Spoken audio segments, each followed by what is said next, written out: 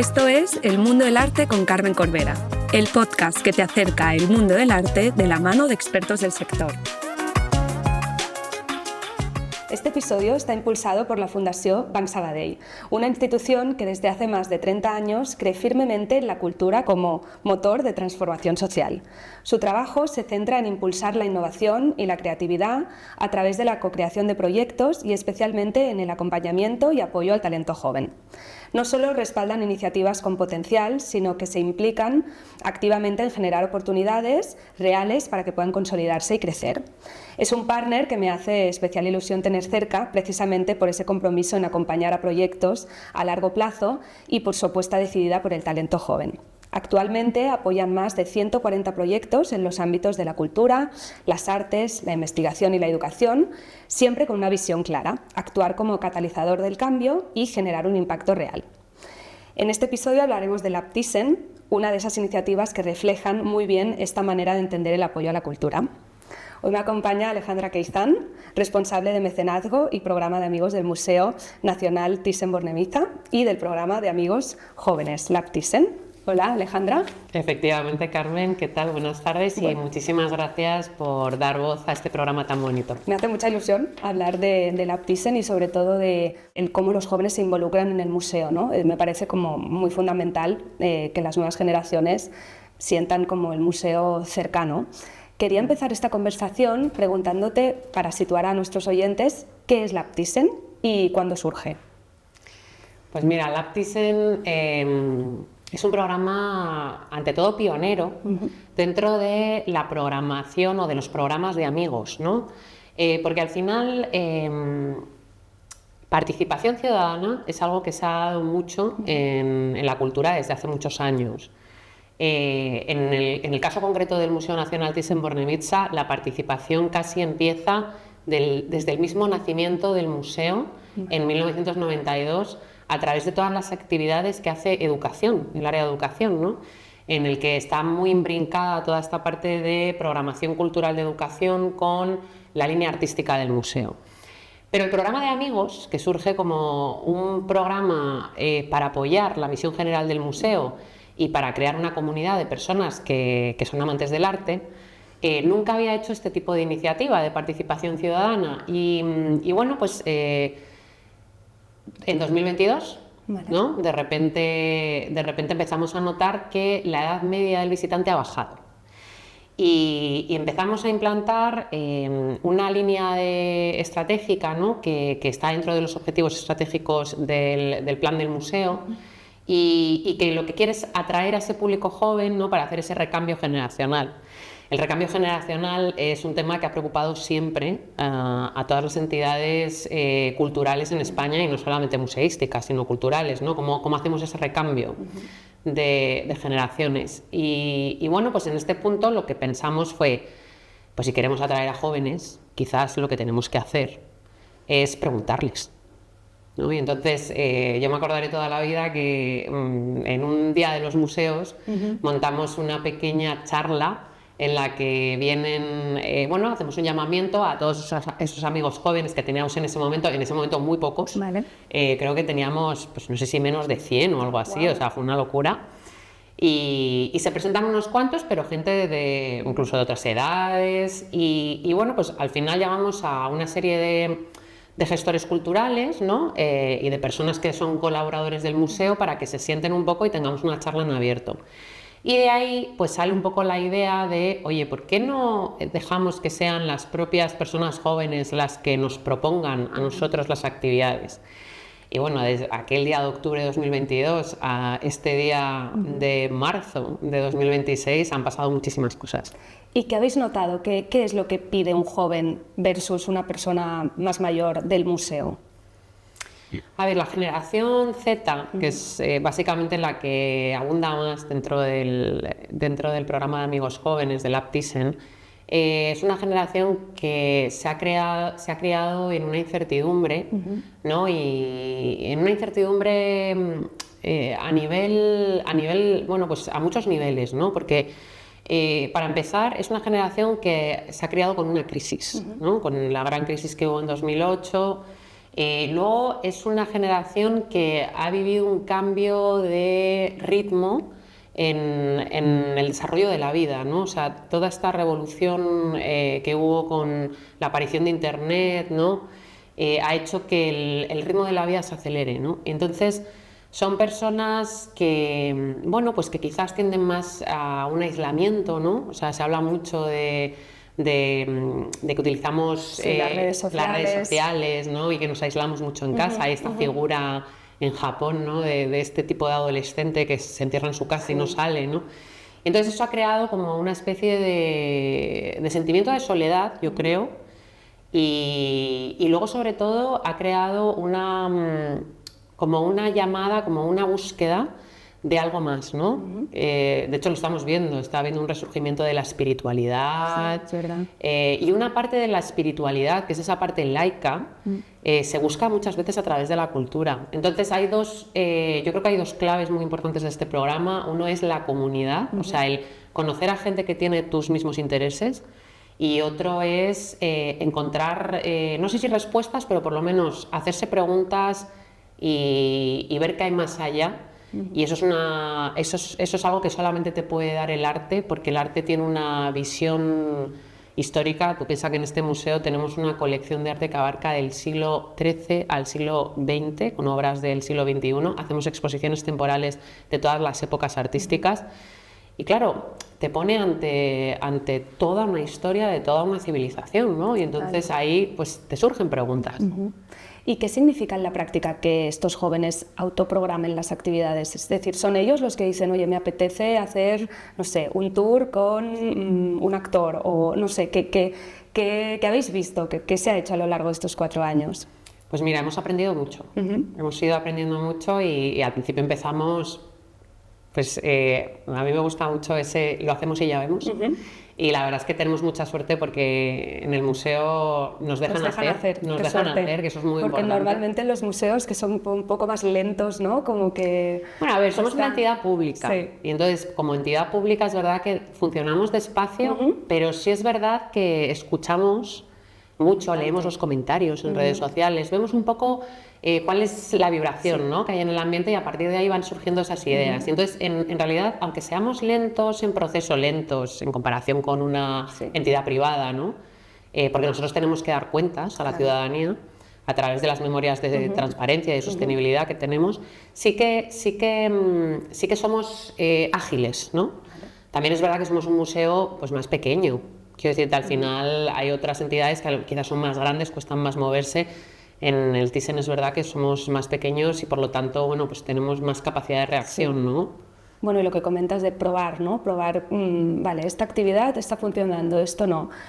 Una de las cosas que hacéis es el otro Thyssen, ¿no? Que si entiendo bien, es como mirar la colección a través de voces como quizás que no pertenecen al museo. ¿Nos podrías explicar quién ha venido a explicar la colección, por ejemplo?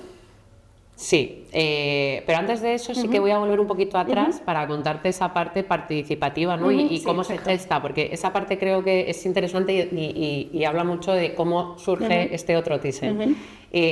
Nosotros empezamos con una reunión anual. Vale. En esa reunión anual hacemos un llamamiento a todos los amigos jóvenes. Ahora mismo creo que estamos... Es que ya no me acuerdo cuál es la cantidad porque cada día cambia, pero más de 400, 500 tenemos seguro. Y en ese punto vienen pues 25, porque son los que caben. Al final nosotros nos guiamos mucho por las personas que caben en una visita guiada, ¿no? Y todas las reuniones que hagamos siempre tienen que ir acompañadas de cierta bueno, pues inmersión, ¿no? en la colección, porque para eso estamos, ¿no? Para esa es nuestra misión final del museo. Y en ese punto lo que hacemos es que en esa reunión les preguntamos, les decimos, a ver, tenemos que hacer la programación anual de este año. Entonces, ¿qué os ha gustado de lo que hemos hecho en el año anterior? ¿Qué habéis visto? ¿Por qué no proponéis ideas? Yo me acuerdo de esa primera reunión en la que les dimos un presupuesto a cada grupo. Les dijimos, a ti 5.000, a ti 10.000 y a ti 100.000, ¿qué harías? Oye, pues las iniciativas más interesantes y más originales fueron con el presupuesto de 5.000, porque cuanto menos tienes, más creativo totalmente, eres. Sí. Y entonces en ese punto esas reuniones han ido evolucionando, ¿no? Y de ahí han ido saliendo pues esas programaciones anuales que ahora se traducen en 20 actividades anuales exclusivas y gratuitas, que eso es muy importante, gratuitas, para los amigos jóvenes. Entonces, una vez que hemos tomado esa decisión, nos juntamos con toda esa información, los gestores culturales, porque claro, los gestores culturales facilitan, ¿no? Ayudan. Y entonces nos juntamos y pensamos en cómo podemos distribuir esa programación para que esté distribuida a lo largo de todo el año, para que tenga sentido por la propia naturaleza de las actividades. Pues hay que ver lo que hay dentro, hay que ver lo que hay fuera, ¿no? Hay que hacer actividades que sean más especializadas, otras que sean más divulgativas. Y entonces le damos un poco de equilibrio. Y una vez que tenemos esa propuesta, lo que hacemos es pasar una propuesta amplia por correo electrónico a todos los amigos jóvenes, para que todos ellos puedan votar, para que todos ellos tengan voz. Me encanta. Es una maravilla, la verdad. No, porque así también haces que se sientan parte de la decisión y sientan que el museo forma parte, ¿no?, como de su día a día y de que ellos tienen voz. Pues no el museo lo hacemos todos.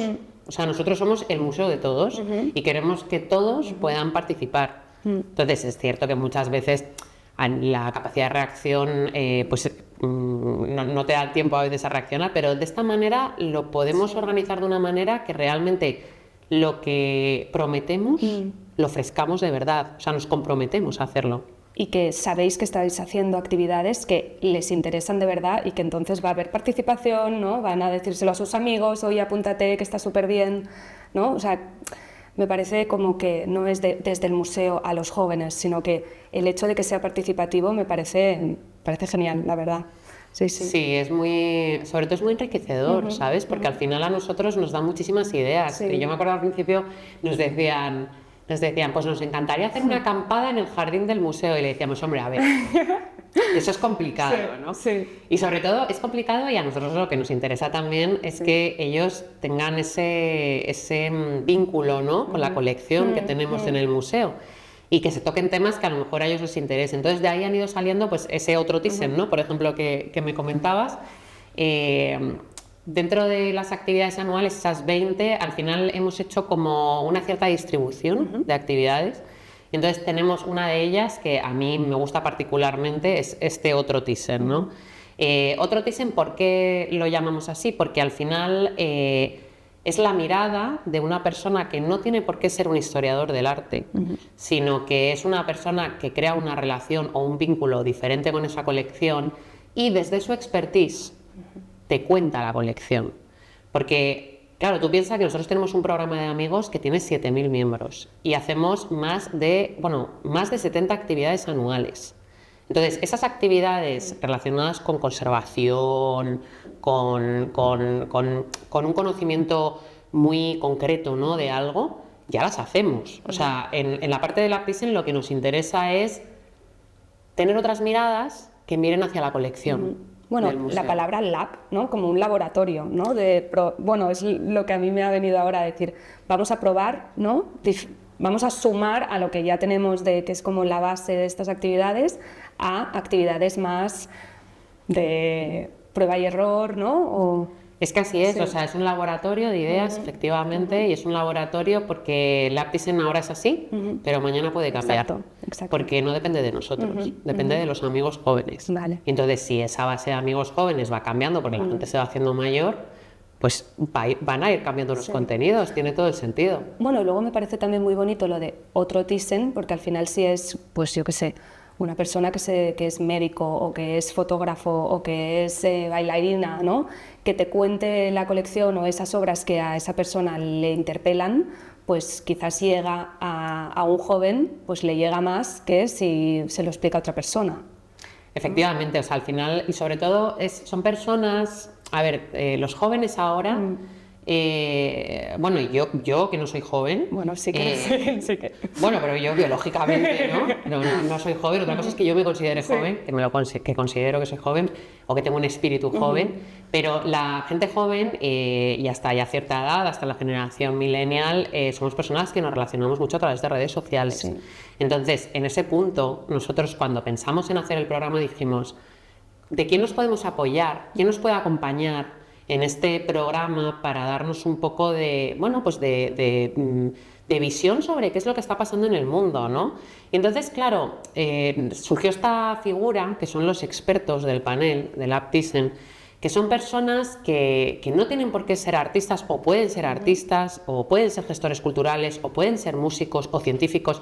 No tiene por qué ser una actividad que sea propiamente artística. Vale. Pero sí son personas que, uno, tienen influencia en redes sociales, conectan con la generación Z y nos pueden enseñar su propia visión, ¿no? Entonces de ahí surgen figuras, por ejemplo, como Ugacio Crujiente, que es un artista drag, Sí. se hizo famoso en Drag Race y luego, bueno, Ugacio es muchísimas cosas, porque Ugacio es artista, es divulgador, es polifacético y aparte es una persona maravillosa y muy creativa. Pero sobre todo lo que le pedimos a Ugacio fue ayúdanos a llegar a la generación Z, ¿no? Y entonces Ugacio se volcó con el programa y de ahí que empezasen a surgir esas visitas, que es otra mirada. Entonces tú vas un sábado por la mañana al Museo Thyssen y te encuentras con Ugacio absolutamente vestido, maquillado, porque además es un artista del maquillaje, se hace unos maquillajes maravillosos. Y entonces él te va haciendo una visita casi teatralizada de lo que ha significado la moda para él y por qué se ha inspirado en el arte para él terminar haciendo ese tipo de maquillajes. Entonces es impresionante Total. que alguien te cuente eso así. Y hablamos mucho de la colección, el museo, ¿no? Pero también tenéis este programa de visitar cosas fuera del museo, como por ejemplo ferias o galerías, y me interesaba mucho preguntarte el por qué crees que es interesante también que estos jóvenes, que son amigos del museo, del Thyssen, también se expongan o conozcan o le pierdan el miedo, ¿no?, a visitar pues, una galería de arte, una feria. ¿Por qué para vosotros también es importante que esto exista dentro del programa? Bueno, es que has dicho una palabra clave y es miedo, ¿no? Y respeto, ¿no?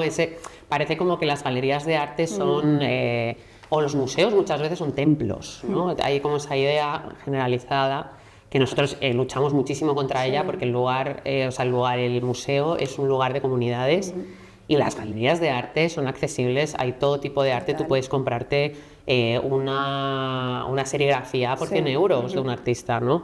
Entonces, sí, en ese punto lo que pensamos fue, Madrid es una ciudad que está huyendo de arte, están creándose unos ejes de creación muy interesantes, ¿no? Empezó en la parte de Carabanchel, con toda la parte de los estudios, a partir de 2014, ahora hay grandes artistas, bueno, tenemos la artista que protagoniza el ciclo de Cora este año, tiene su estudio en Carabanchel. Entonces, quiero decirte, ha sido una progresión que han ido haciendo esos artistas que primero se instalan ahí con dos duros, la verdad, porque esto es así, y luego en esas naves industriales que las rehacen, ¿no?, de alguna manera, y luego esas personas acaban siendo muy respetadas, ¿no?, en el circuito artístico. Entonces ha surgido esa parte. Ahora Tetuán lleva un buen tiempo con ese Tetuán Crea, que además es una asociación de diferentes artistas y talleres. Hay estudios musicales, o sea, de grabación, es una cosa, es como una especie de crisol, ¿no?, de artes. Y entonces dijimos, qué bonito sería sacar a nuestros amigos a la calle, ¿no?, que vean que el arte realmente es algo que está vivo, no solamente por las nuevas lecturas que tú puedas hacer de la colección, sino porque estos artistas que están creando han necesitado a los artistas y las obras anteriores para crear, ¿no? Y entonces al final, eso se dice mucho, ¿no?, que al final desde la Odisea no hay nada original, ¿no? Pues es un poco eso, al final la creación es reinterpretación y poner una propia mirada sobre lo que tú haces y los temas que a ti te interesan. Entonces en este punto los hemos llevado a visitar pues los estudios de Carabanchel, hemos hecho visitas a Tetuán Crea, y este año, por ejemplo, bueno, vamos todos los años a Arco. Conseguimos unas poquitas entradas que Arco nos cede de manera muy generosa al museo, y entonces nosotros les llevamos a las ferias, ¿no?, a que las conozcan y sobre todo a que se les quite ese miedo, efectivamente. O sea, que no piensen, no, es que hay que ser millonario para invertir en arte, no, es que el arte está en todo. O esto no es para mí, yo no pertenezco, ¿no? O sea, como hacerlo más transparente. El podcast también nace precisamente por esto, ¿no? Como que todo el mundo es bienvenido, y yo creo que la labor que hacéis para el museo, también como extrapolarlo a todo el ecosistema artístico es muy importante, ¿no? Porque entonces, pues si para ti un plan es ir un sábado al museo, pero que también sea después, pues un jueves ir a ver una galería y luego ir a ver, o sea, que forme parte de tu día a día de una manera más natural. Sí, que lo integres, Exacto. que no sea una vez al año, voy de manera solemne, Sí, ¿no? exacto. No, que lo integres dentro de tu ocio, efectivamente, que te puedas ir. De hecho, nosotros eso sí lo potenciamos mucho en el museo, o sea, desde las aperturas gratuitas nocturnas que Sí. tenemos hasta los conciertos en las terrazas, ¿no? En la que relacionamos la colección. Es una manera, es que es exactamente lo que tú dices, es integrar dentro de la vida cotidiana la cultura, el arte es para todos y no es para unos pocos. Y ese mensaje, la verdad es que creo que es el que está realmente calando en Y luego yo creo también lo que comentábamos de las galerías, de que lo que los galeristas quieren es que entres, explicarte las obras, y lo mismo en los museos, ¿no? La gente que trabaja en un museo tiene ganas de explicarte la exposición, las obras, o sea que ese miedo que puedes de, no, yo de esto no entiendo, explícamelo tú, ¿no? Pues que cada vez más, yo hay veces que entro a una galería y no sé, no entiendo, pues lo pregunto, no pasa nada, ¿no? No. Sí, sobre todo sin evitar esa parte realmente económica, porque en realidad las galerías, o sea, tienen que vender para subsistir de la misma manera que nosotros el programa de amigos nos sirve también para crear un ingreso de apoyo que nos haga poder hacer más proyectos a la misión general. Lo que pasa es que son dos factores que son combinables. O sea, quiero decirte, la galería tiene que vender, pero la galería también tiene que divulgar. Total. ¿No? Y lo mismo pasa con el programa de amigos, que por eso creo que hay como muchos paralelismos, porque el programa de amigos es un programa que surge para la financiación, pero surge para la comunidad. Exacto. Porque los museos no serían nada si no estuvieran llenos de gente. Y nosotros queremos que vengan los visitantes al museo, entonces queremos que se establezca ese vínculo.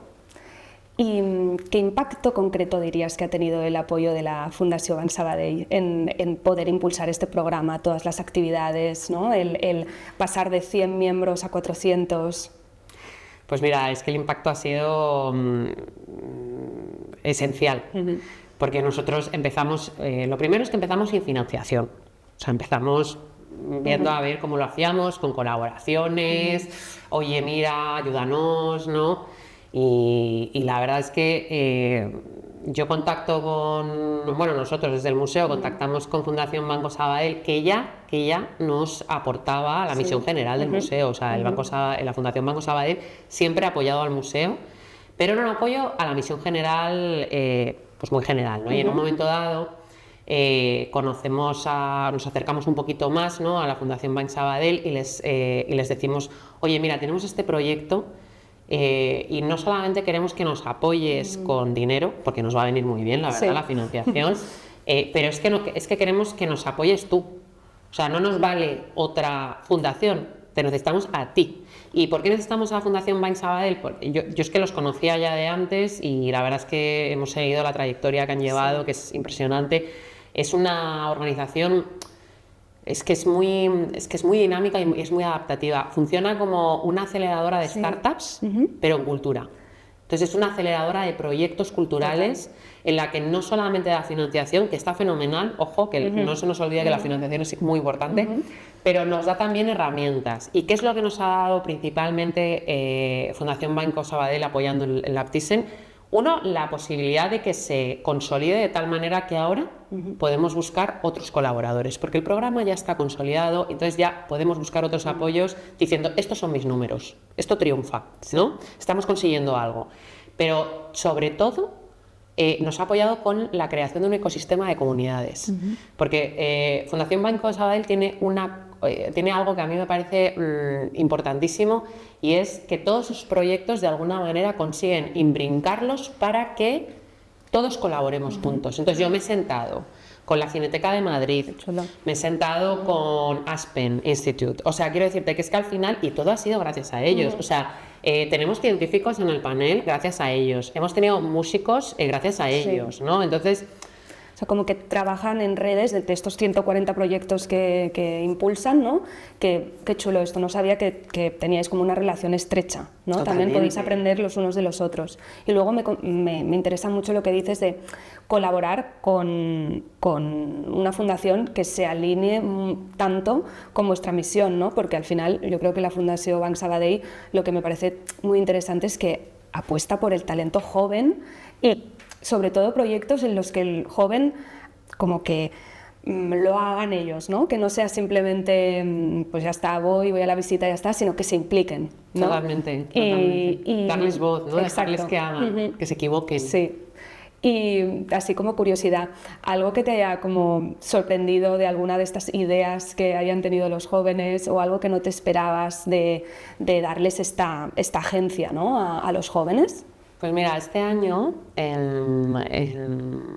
a principios de enero, este año queremos hacer esa reunión creativa antes de que termine el año para poder tener ya la programación del siguiente año. Pero este año, que la hicimos en enero, a principios, lo que nos pasó fue que tuvimos unas ideas alucinantes. Claro, tú piensas que esto ya está consolidado y nosotros sí que trabajamos mucho con personas que son expertos en participación, ¿no? Y entonces hacen unas dinámicas que han hecho que... Y vas a ver que me voy un poco por las ramas, pero vas a entender luego por qué.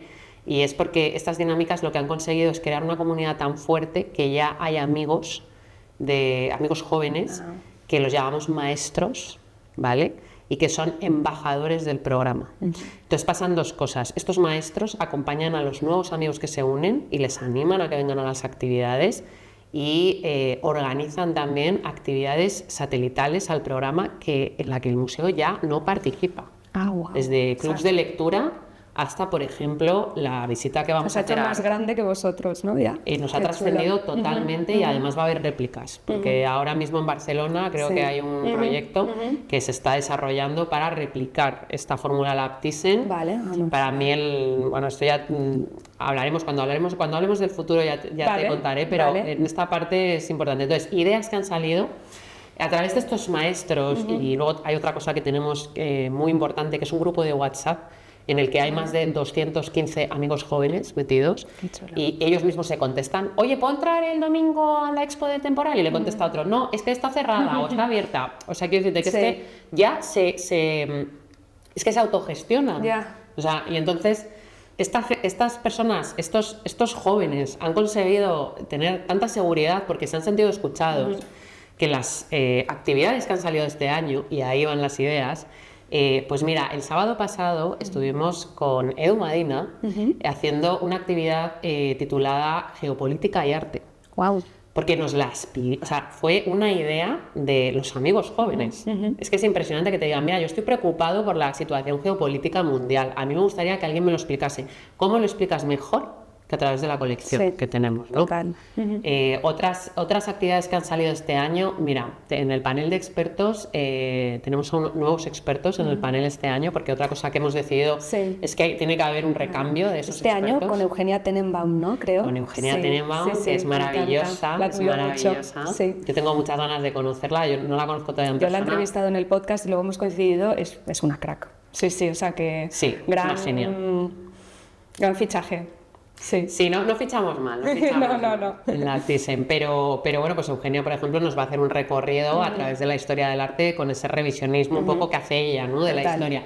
Pero, por ejemplo, esta filósofa que tenemos, ¿no? Leonor. Leonor es filósofa y es una chica muy joven que al final también habla, pues eso, de la filosofía en el día a día, que es que la vida es filosofía.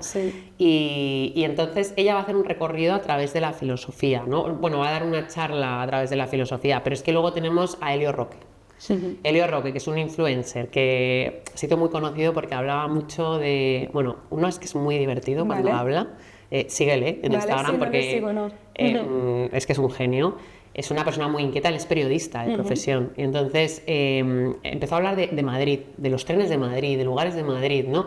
Entonces va a hacer un recorrido, un otro Thyssen, con otro de los expertos del panel, que es Poliño Trapapiello, que es un ilustrador maravilloso, ha hecho los carteles de Navidad de Madrid, que se ponen por todo Madrid. Pues ellos van a hacer un recorrido que es arquitectura hostil, ¿no? Es que, o sea, dime que no es brillante. No, total. O sea, hay miles de perspectivas, ¿no? Y como ir redescubriendo la colección, lo que comentábamos al principio, a través de estas miradas, que es como que no hay solo una lectura, ¿no? Que es lo que me parece maravilloso también de seguir viniendo al museo, ¿no? Si eres de aquí de Madrid, pues tienes una excusa de seguir viniendo también. Y además hay una cosa muy bonita, que es que el visitante, o sea, la obra no termina cuando el artista termina de dar la última pincelada, la obra termina cuando la completa el visitante. Total. Entonces, todos estos amigos jóvenes están completando las obras que tenemos en el museo, las están haciendo revivir desde otro punto de vista, porque luego desde el museo revivimos las obras de manera constante, pero en particular este programa, Lab Thyssen, que genera estas actividades sobre todo a través también de la periodicidad. O sea, claro, es que tenemos 20 actividades anuales, una copa de Navidad solamente para los amigos jóvenes, en la que hacemos un recorrido. Bueno, mira, la copa de Navidad de este 25, no, del 24, hicimos un recorrido con Gabriele Münter, que teníamos justo la exposición reivindicando un poco la figura, porque fue una expresionista muy importante dentro del movimiento, y era una actividad de pararse a pensar. Entonces les poníamos unos cascos. Imagínate, el museo cerrado. Me encanta. Y tú con unos cascos, pensando, porque te plantean que te sientes delante de una obra, elijas una y te sientes 10 minutos de reloj, con un reloj de arena. Es que creo que no lo he hecho nunca, 10 minutos. No sé si debería decirlo aquí, pero sí, qué chulo. Sí, como de contemplar realmente, ¿no? Replantear, nos hacemos muchas preguntas, no damos respuestas. O sea, de hecho, fíjate, estábamos pensando en la narrativa de comunicación de este año, ¿no? Y la narrativa de este año para todo el plan de comunicación, los vídeos que vamos a hacer, es el ahora. O sea, a los jóvenes siempre les dicen lo que tiene que ser.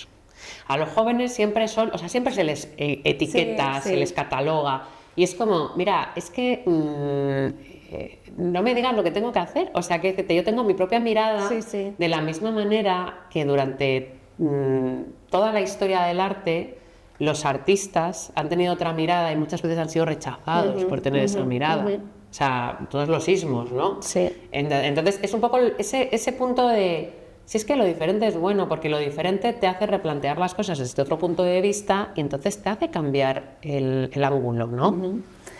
Y para acabar la conversación, ¿dónde te gustaría ver Lab Thyssen en 5 años? ¿Cuál es la trayectoria, ¿no? del programa? Pues, a ver, mira, a mí me gustaría, la verdad es que yo siempre lo digo, en cultura no hay competencia, nos tenemos que ayudar todos. Me encanta esta frase. Sí, y yo creo que cada vez más, ¿no? Yo creo que las nuevas generaciones, al menos yo lo noto como con compañeros, que hay mucho más como esa voluntad de trabajar juntos, ¿no? Y sumar. Sí, sumar entre todos. Si es que además lo estamos viendo, la unión hace la fuerza y el conocimiento es muy importante para generar criterio y pensamiento crítico. Eso te lo da un museo no te da respuestas, te hace preguntas. Y entonces a mí me gustaría que se pudiera replicar este programa en toda España. Vale. Que, no sé, que cada uno con sus recursos, con su alcance. Con su ADN, ¿no? Con su... Sí, para mí es un... De verdad, es que yo lo pienso, creo que es inspirador y creo que es posible, ¿no? Y entonces a mí eso es lo que me gustaría, que el programa siguiese estable, que por supuesto no fuese nada que ver con lo que es ahora, porque para eso es un programa vivo. Entonces que se transforme, no sé cómo va a ser porque yo no lo elijo, lo eligen los jóvenes y yo, como te decía antes, ya no soy joven, pero sí que se replique, que esto crezca, ¿no? Y como un ecosistema, un poco como pues sí, ojalá, porque son muy importantes los jóvenes implicados en los museos, ¿no? El relevo generacional a mí es algo que también me obsesiona un poco, ¿no? En que tengan el hábito de ir al museo, de que, bueno, pues que tenga un relevo generacional. Entonces, bueno, estaré atenta para lo que comentabas de que en Barcelona va a haber una réplica, para apuntarme y nada, millones de gracias, Alejandra, ha sido un placer y felicidades por Lab Thyssen. No, muchísimas gracias a ti, Carmen, por sacarnos en tu podcast, que además creo que está creciendo bastante, o sea que yo me alegro y te animo a que continúes con esta labor y nada, muchísimas gracias por este rato, yo me lo he pasado fenomenal. Yo también, muchísimas gracias. Muchas gracias.